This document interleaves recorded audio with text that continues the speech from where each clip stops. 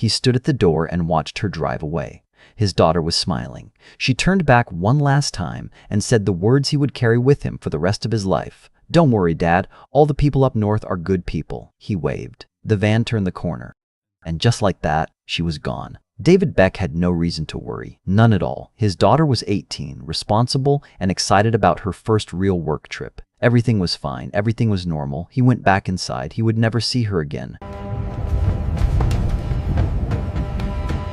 Her name was Berit Beck. Most people who loved her called her Barry. In Sturtevant, Wisconsin, the biggest news was usually a local football game or a neighbor's fence going up. It was the kind of town where nothing serious ever happened, and exactly the kind of town that has no idea how to handle it when something serious does. Berit had just graduated from Case High School. He played violin in the school orchestra, and music was not just a hobby for her. It was the thread running through every plan she had for the future. College was coming. The path was not fully clear yet, but wherever it led, music was going to be in it. In the meantime, she had done something most 18-year-olds do not think to do. She got a real job, clerical work at a major company right there in Racine County. First paycheck, first professional routine, first real taste of adult life. She showed up every day without being told to. And just a few weeks in, she was picked to attend a 3-day computer training seminar in Appleton, Wisconsin, about 130 miles north. For a girl barely a month out of high school, that felt like a lot. A work trip, a hotel room, a room full of adults treating her like a colleague. She was nervous and excited and ready, all at the same time. Her parents felt it differently. David and Diane Beck supported her completely, but Appleton was not around the corner, and Berit had never made a trip like this alone before. They helped her pack the family van, went over the route, and tried not to hover too much. Before she left, David did one last practical thing. He wrote down the van's mileage. Berit's company had agreed to cover her travel expenses, so they needed a record of how far she drove. It was a mundane detail. A few digits on a scrap of paper meant for a reimbursement form. David did not think twice about it. He did not know it then, but he had just documented the exact moment his daughter's life was hijacked. On the morning of July 17, 1990, Berit loaded up the van and started north. One quick stop first, her boyfriend Kurt's house. A short visit, a few words about the seminar and the hotel, and then the open road. She left his house and pointed the van toward Appleton. The most direct route passed through Fond du Lac, a mid-sized city sitting about halfway across the state. A natural stopping point, nothing unusual about it. Around noon, she pulled into the parking lot of Forest Mall in Fond du Lac and walked into the Walgreens inside. A few cosmetics. Small things. The kind of purchases you make before a few days away from home. She paid at the counter and the register printed a receipt, time-stamped, ordinary, completely unremarkable. To the cashier, she was just another customer, calm, smiling, completely at ease.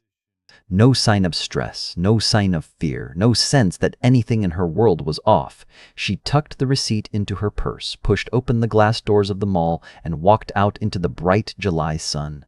Behind her, the store continued its business. Customers came and went. The cashier moved on to the next person in line. In front of her, Berit Beck simply vanished. That evening, David and Diane sat by the phone and waited.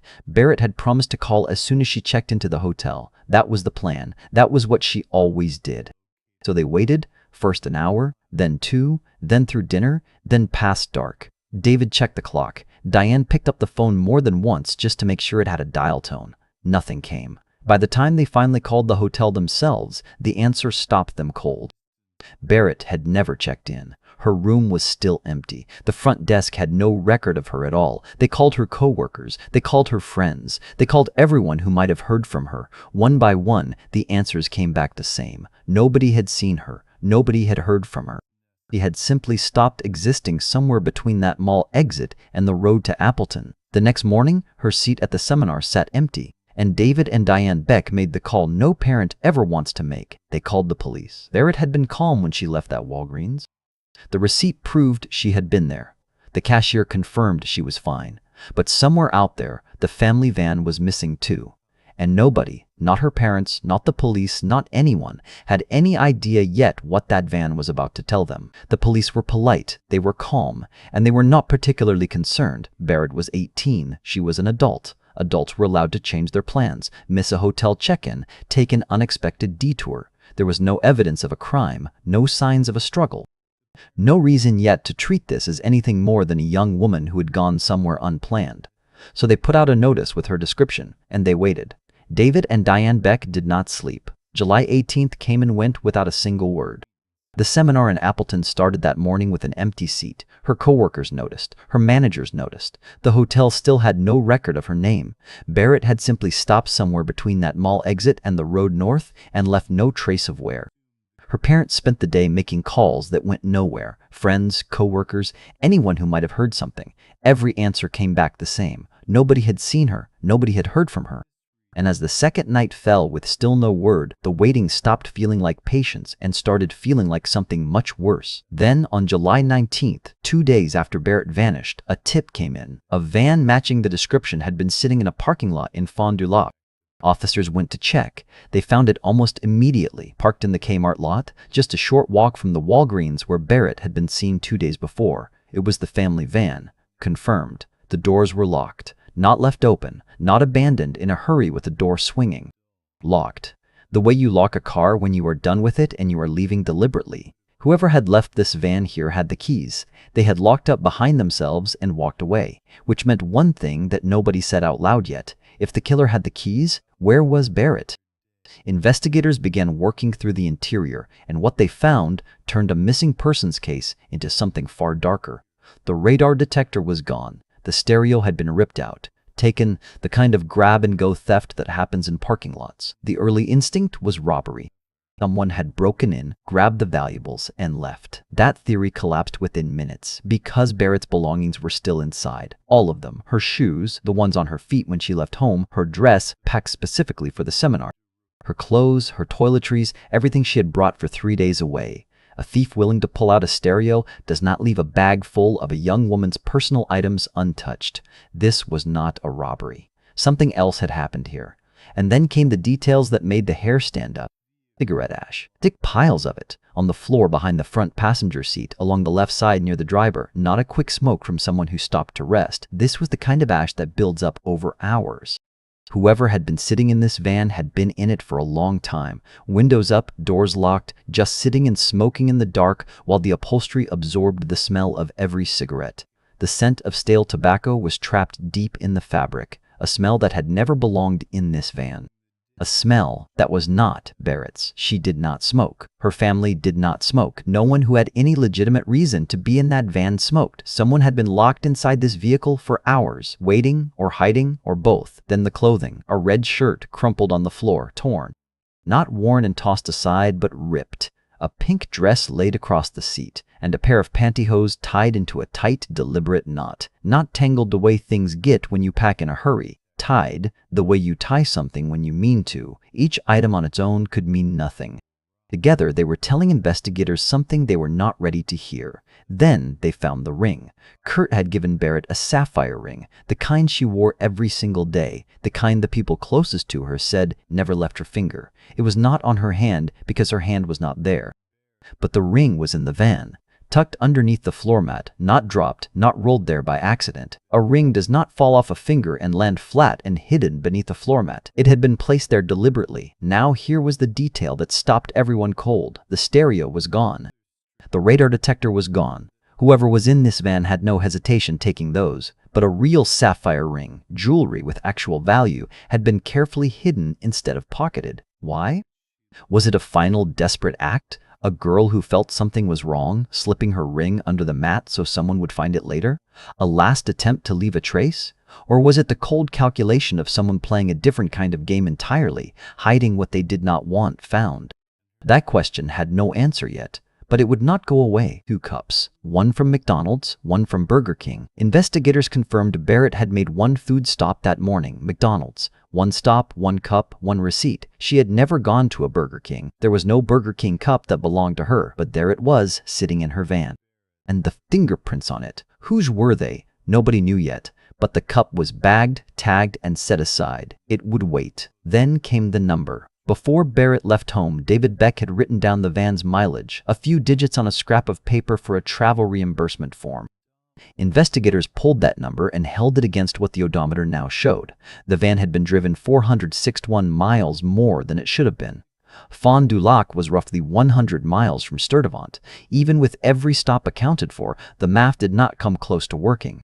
Someone had taken this van and driven it far and for a long time before returning it to this parking lot 2 blocks from where Berit was last seen alive. Investigators stood in that lot and looked at everything laid out in front of them. Locked doors, a hidden ring, ash from a stranger's cigarette soaked into the seats, a cup from a fast food place Berit never visited, and 461 miles that no one could explain. Berit was not in the van. Berit was not nearby. Berit was nowhere.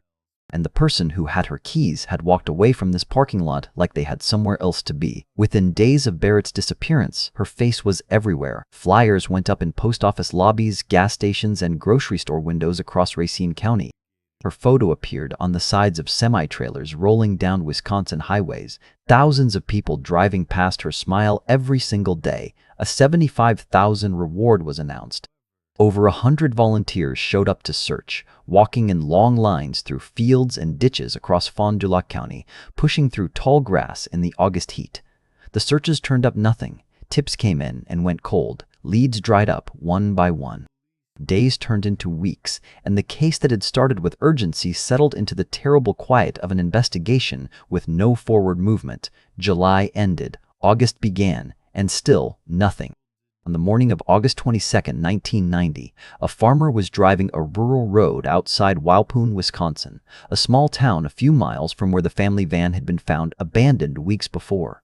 He noticed something in the ditch along the side of the road. He slowed down. He stopped.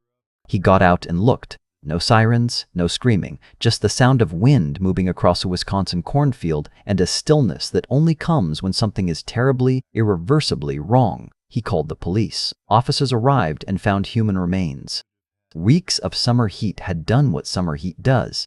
The passage of time had made identification impossible through traditional means. There was no quick answer, no immediate confirmation, just the slow, careful work of investigators collecting what could be collected from a roadside ditch while the Wisconsin sky sat flat and gray above them. The summer heat had stolen the answers the police desperately needed. Time of death, precise cause, the small physical details that build a case, much of it was simply gone. Dental records were pulled, comparisons were made, the remains were Berit Beck. She had been out there for weeks, lying in that ditch while her family searched, while her face traveled across the state on the sides of trucks, while her parents sat beside a phone that never brought the right call. She had been there the whole time, in the loneliness of that roadside ditch, a few miles from where her van was found, completely hidden from everyone looking for her. The medical examiner went to work with what remained. A precise cause of death could not be confirmed. That word, inconclusive, would follow this case for years, a quiet frustration sitting beneath every report and every hearing. But the examination pointed firmly in one direction. The evidence pointed toward a deliberate act that ended her life. The physical indicators were there, even if certainty was not. What the examiner could say with more confidence was the timeline. Based on the condition of the remains, Berit had almost certainly been killed on July 17th, the same day she disappeared.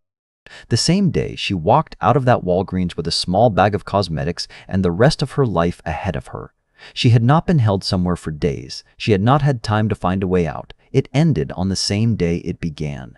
And then came the detail that reframed everything. The torn red shirt found crumpled on the floor of the van had been logged as evidence of a struggle, a sign of chaos, of something happening fast and violently. Investigators had noted it and moved on. But when the remains were examined, that assumption quietly collapsed. A piece of fabric had been used to ensure she could not see her surroundings. Someone, in the middle of whatever was happening to her, had stopped, taken that torn piece of fabric and tied it deliberately across the eyes of an 18-year-old girl. That was not panic. That was not the result of things spiraling out of control. That was a choice made calmly by someone who knew exactly what they were doing. And an item of clothing recovered from the vehicle, knotted so deliberately that investigators had flagged it weeks earlier. The medical examiner's findings gave that detail its full and terrible meaning. It had not been tied out of habit. It had been tied for a reason. The case was now a homicide. Officially, without any remaining doubt, investigators turned their focus inward to the area around Fond du Lac, to men with histories that warranted attention. 5 to 7 persons of interest were identified. Interviews were conducted. Alibis were checked. Names were written down, followed up, and crossed off. None of them led to anything solid. The investigation moved through the fall of 1990 and into the following year without a meaningful break. Back in Sturtevant, Berit's classmates at Case High School did what young people do when grief has nowhere else to go. They raised money through concerts and fundraisers and planted a cherry tree outside the school's music room, a living thing, rooted in the same ground where Berit had played her violin. They announced a scholarship in her name, awarded each year to a student who wanted to study music after graduation. Something of her kept going, something that could not be taken. The tree grew. The scholarship continued. The case stayed open. But here is what no one knew yet. The killer had already left himself behind.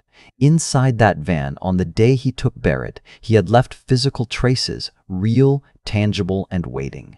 They had been collected. They had been bagged and labeled and placed into an evidence box. The problem was not that the evidence was missing.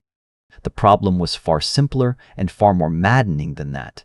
Nobody had looked at it correctly yet, and nobody would for another 23 years. Quick pause here, because this is the part where most people forget to subscribe and then can't find the channel again. Don't be that person. Hit subscribe, leave a like if this story is hitting different, and tell me in the comments what you're thinking right now. And when this video ends, check the description. The next case down there is just as dark and just as real, and it will keep you up tonight. Now, back to the case. When an investigation has no answers, it looks for patterns. And in the months after Berit's murder, a pattern emerged that seemed to fit almost perfectly. A man, call him Craig, had been active in the area around the time Berit disappeared. He stole cars. Not for parts, not to flip quickly. He stole them and drove them. Long distances, hundreds of miles, sitting behind someone else's wheel until he was done, then abandoning the vehicle and walking away. It was his signature move. He was, in every practical sense, a perfect shadow of whoever had taken Berit's van, someone who fit the outline without being the real shape inside it. Investigators took notice. Then Craig was arrested for robbing a bank. And when officers searched his belongings, they found something that made everyone stop. A hairbrush, a woman's hairbrush, with blonde hair tangled in the bristles. Berit Beck had blonde hair. This was 1990. DNA analysis existed in early form, but required weeks, specialized labs, and evidence in far better condition than a few strands in a hairbrush. There was no quick answer, no database to check in an afternoon. Investigators noted the brush, bagged it, and held onto it, but they could not prove what it meant. What came next felt like they might not need to. One of Craig's acquaintances came forward with a story. He told investigators that Craig had confessed, not a rumor, a direct admission, he claimed. Craig had described what he did. And more than that, he said Craig had taken him to the van and shown him Berit's body inside before disposing of her. Investigators had been waiting for exactly this kind of break. A reported confession changes everything. It shifts resources, narrows focus, and tells an entire department that the answer is right in front of them. They just need to build the case around it. Craig became the prime suspect.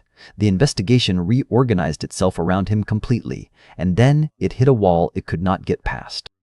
Craig's fingerprints did not match a single print found inside Berit's van.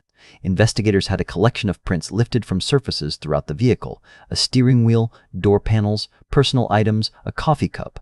Craig's prints were not among them, not one match. He denied everything.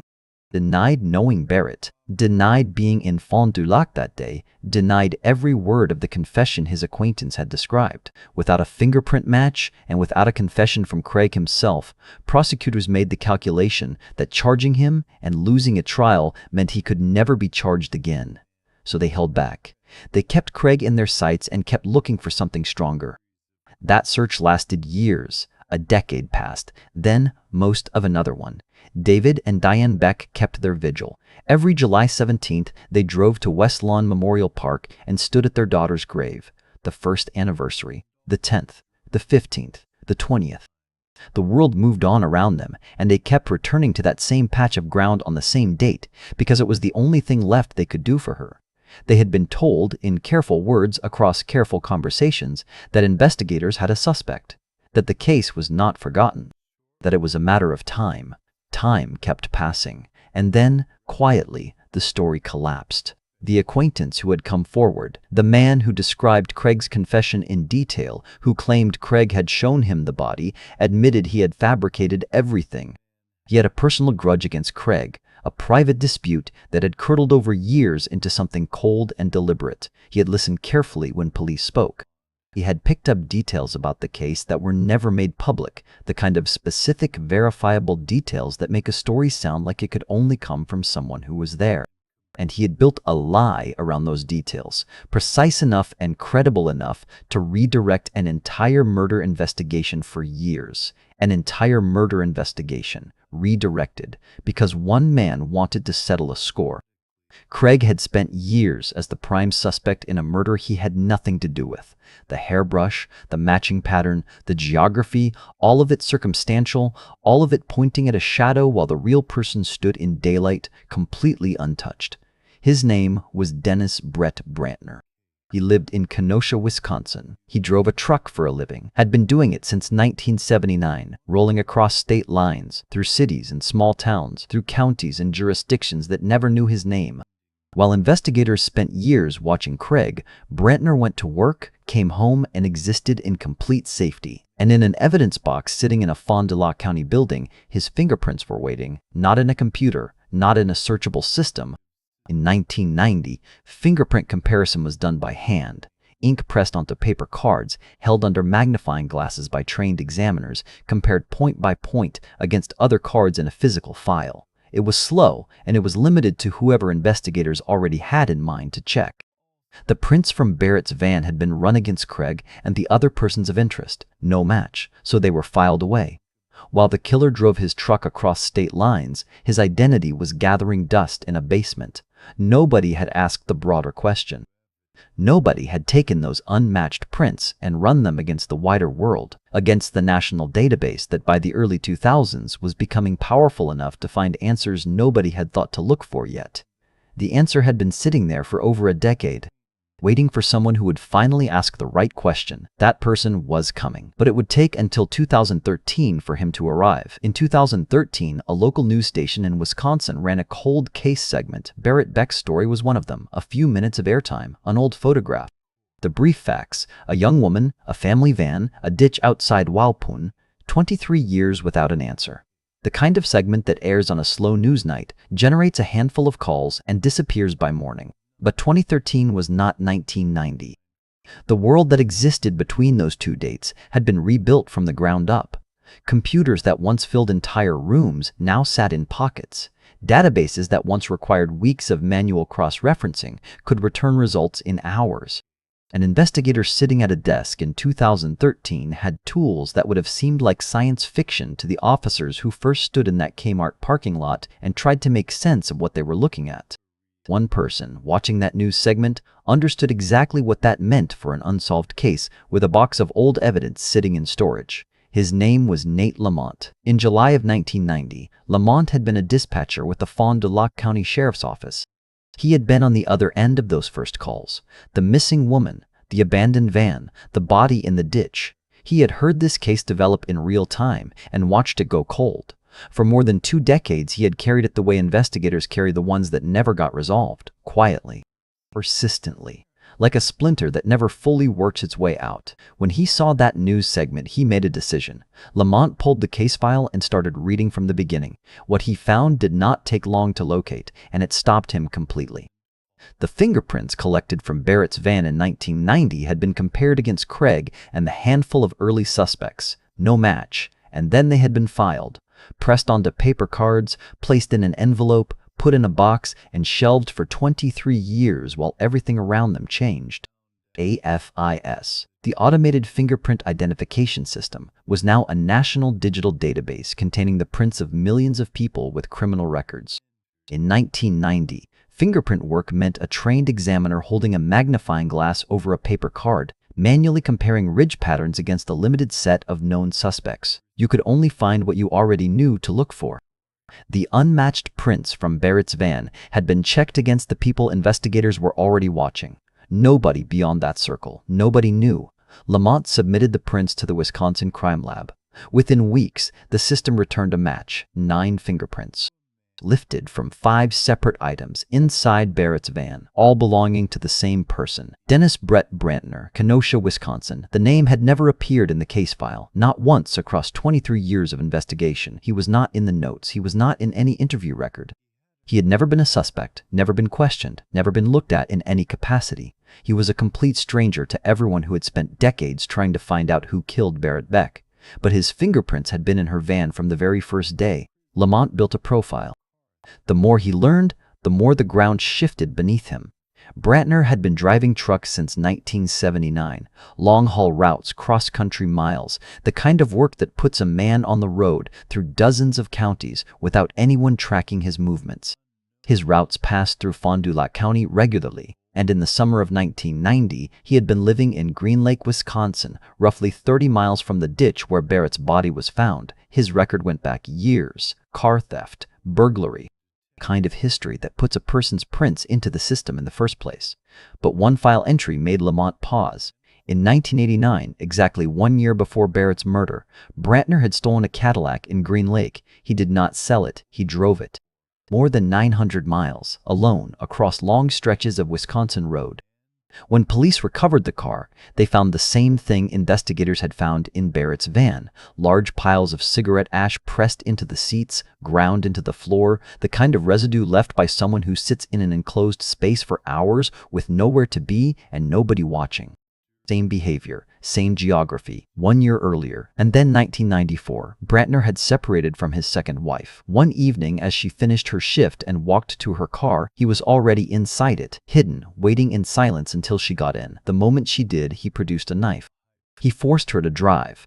He controlled where she went and what she did, and he held her against her will for hours. She eventually got free. He was arrested in Lake County, Illinois, for unlawful restraint and battery. The car was not the target. The car was the trap.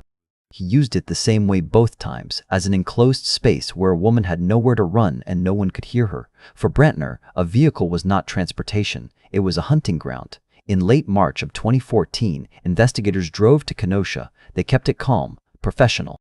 They did not put everything on the table immediately. They asked questions and they watched his face.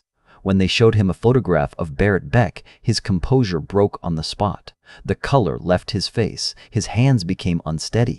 And then he began to cry, not the measured, slow grief of someone receiving difficult news, but the sudden, destabilizing collapse of someone ambushed by something they had spent years keeping buried. It was not sadness, it was exposure. He denied everything. He had never met her. He had never been in her van. He could not explain any of it. When investigators told him his fingerprints had been found on multiple items inside that vehicle, he could not produce an answer. He said he did not remember. He said he did not know how it was possible. And then, when they pressed him directly on whether he had harmed her, the denial he reached for came out fractured and incomplete. If I did, I did. And if I did, I don't know. Not an admission, not a denial. Something in between that told investigators everything they needed to know about what kind of man they were sitting across from. 9 fingerprints, 5 items, but one detail made the case impossible to talk around. Among those items was the cosmetics box, the products Berit had purchased at the Walgreens inside Forest Mall on the afternoon of July 17, 1990. She had bought them that day, carried them out of the store, and placed them in the van. They were fresh purchases, handled only by her. That box was not an old item sitting in the glove compartment for months. It was not something passed between multiple people over time. It had been in Berit's hands within the hour. For Brantner's fingerprints to be on it, he had not simply found the van after she left. He had found Berit. He was there, at that mall, at that moment, close enough to touch what she was carrying on the last afternoon of her life. On the morning of March 27, 2015, Dennis Brantner walked out of the Kenosha County Courthouse. He had been inside for a hearing on an unrelated firearm charge. Just another court appearance, another Tuesday morning in a life that had continued completely undisturbed for 25 years. He pushed through the doors, stepped outside, and found Fond du Lac County detectives waiting for him on the other side. They arrested him on the spot. First-degree murder. Berit Beck, July 17, 1990. During the booking process at Fond du Lac County Jail, a deputy found something tucked inside Brantner's left boot, a bag containing 37 oxycodone pills, no prescription. Hidden from the detectives who had patted him down, carried across county lines without a word. 25 years after Berit's murder, the man investigators believed had taken her life was still hiding things in his boots and hoping no one would check. Bond was set at $1 million cash. As the arrest became public, people who had worked alongside Brantner started coming forward. Three former co-workers from a Kenosha welding plant told investigators the same story independently. Brantner had kept a photograph clipped to the inside of his toolbox, a photo of a young blonde woman. He had told them she was his girlfriend. They had believed him, because why wouldn't they? But when Berit's face appeared in news coverage of the arrest, they recognized her immediately. He had carried her photograph to work for years, shown it to colleagues, claimed her as his own, a girl he had murdered, whose family had spent decades not knowing what happened to her, whose name had been on scholarship certificates and memorial flyers and a grave in Mount Pleasant. And there was more. One coworker told investigators that Brantner had made deeply disturbing comments regarding the safety of a colleague's family member. He had said it like it was a passing thought, like it was the kind of thing a person could just say out loud at work and have it mean nothing. It meant everything. The trial began in the summer of 2016. More than 2 weeks of testimony, more than 40 witnesses. The prosecution laid out the fingerprint evidence, the behavioral pattern, the 1989 Cadillac theft with its matching cigarette ash, the 1994 kidnapping of his wife, the photograph in the toolbox. They built the case piece by piece and asked the jury to see what investigators had concluded, that Dennis Brantner had been in that van and that no innocent explanation existed for how he got there. But the defense had a weapon the prosecution could not fully counter. The state crime lab had lost evidence. The jacket, gone. The Burger King cup carrying Brantner's fingerprint, gone. Key physical items that had been collected from the van in 1990, cataloged and entrusted to the state's own facility, had simply disappeared from storage over the decades. The defense stood in front of the jury and asked the question that prosecutors had no clean answer to. If the evidence was so solid, where was it? If the fingerprints were so damning, why couldn't they be retested, reconfirmed, re-examined by an independent expert today? The state's own system had failed Berit Beck a second time. The jury deliberated for 3 days. Notes went back and forth to the judge. One juror became ill and spent a night in the emergency room. The foreperson sent word that they could not agree, not on guilt, not on innocence, just a room full of people who could not reach the same conclusion together. Judge Gary Sharp declared a mistrial. The district attorney announced immediately that he would retry the case. But preparing for a second trial uncovered a legal trap that no one wanted to navigate. Because of how Wisconsin's statute of limitations applied to the specific charges in this case, a conviction on a lesser charge, rather than first-degree intentional homicide, carried the risk that Brantner could use the limitation period to avoid any additional punishment entirely. The law, written for a different era, had not accounted for cases that took 25 years to reach a courtroom. The prosecution faced a choice with no good options: push for the full charge and risk losing everything, or find another path. After long, painful consultations with Berit's family, they found one. In February of 2018, Dennis Brantner stood before Judge Robert Wirtz in Fond du Lac County and entered an Alford plea. Under an Alford plea, a defendant does not admit guilt. They simply acknowledge that the evidence against them is strong enough that a jury would likely convict. Brantner accepted a sentence for second-degree reckless homicide, a charge that carried a maximum of 10 years. He never said he did it, not once, not in the interview room in 2014, not in the courtroom in 2018. The closest he ever came was a fractured half sentence in a police interview: "If I did, I did. 10 years. That was the sentence Judge Wirtz handed down, the maximum allowed under the charge. Before delivering it, the judge looked at Dennis Brantner and said the words plainly: "The public needs to be protected from you." The 10-year sentence would run consecutively, meaning it would not begin until after Brantner finished serving 6.5 years for the oxycodone charges. Under Wisconsin's older sentencing laws, he would be eligible for parole after just 2.5 years into the murder sentence. If parole was denied at every hearing, he would be released at approximately 75 years old. District Attorney Eric Toney stood in the courthouse and told reporters what he actually felt. In almost every respect, 10 years feels too little. The Beck family sat through all of it. Ben Beck, Berit's brother, who had said goodbye to his sister that same July morning without knowing it was the last time, spoke at the sentencing hearing. His voice carried everything that 28 years of waiting had built up. This was a slow, horrible torture that no family should have to endure. Would she be a wife, a mother, a career woman, a professional musician? We will never know. David Beck. The man who had stood at his front door on a summer morning and waved as his daughter drove away paused several times while speaking to hold back tears. "After 27 years," he said, "there is no preparation you can make for this day." Outside Case High School in Sturtevant, a cherry tree stands in the courtyard near the music room. It has been there since 1991, planted by Berit's classmates on what would have been her 19th birthday, in the place where she used to play her violin. Every year, the Berit Beck Memorial Music Scholarship is awarded to a student at Case High School who plans to study music after graduation. The concert that raises money for it has run for decades. A second tree grows at the Racine County Fairgrounds, planted by her 4-H club members who needed somewhere to put what they were feeling. Her grave at West Lawn Memorial Park still receives visitors every July 17th. On the morning she left home, Berit Beck turned back at the door with a smile and told her father not to worry. All the people up north are good people. She was 18 years old and she believed that completely. She had no reason not to. The man who proved her wrong never once admitted what he did. He took a legal exit that let him walk away without saying the word guilty out loud. He will be free before most people have finished paying off a car loan. But every spring, a student at Case High School walks across a stage and receives a scholarship with Berit's name on it. Every year, that cherry tree outside the music room puts out new growth. And somewhere in the quiet of a Wisconsin morning, in the memory of everyone who knew her and the many more who only learned her name through a cold case file, Berit's music plays on.